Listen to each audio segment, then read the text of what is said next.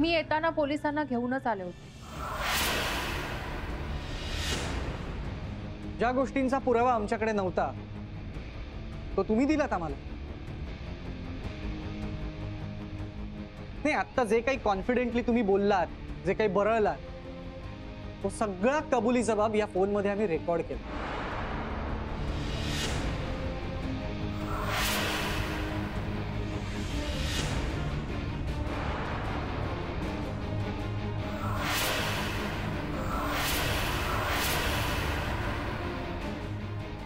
ऐकायचंय?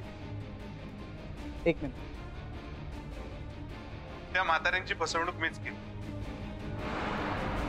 ते ऐकत नव्हते त्यांना धमकावणारी, अपघात घडवणारी माझीच माणसं होती। फोनवरनं धमक्या, ती पत्र, ठाण्याचं भूत, पेपरातली बातमी सगळं मीच मॅनेज केलं।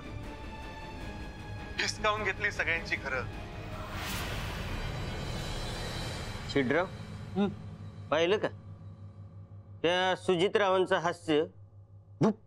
काय आता हसा की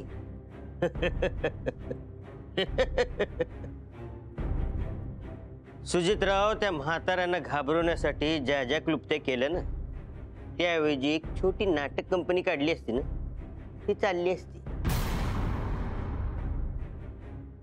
आता पट्ट्या पट्ट्याची कापड घाला आणि गजाआड जाऊन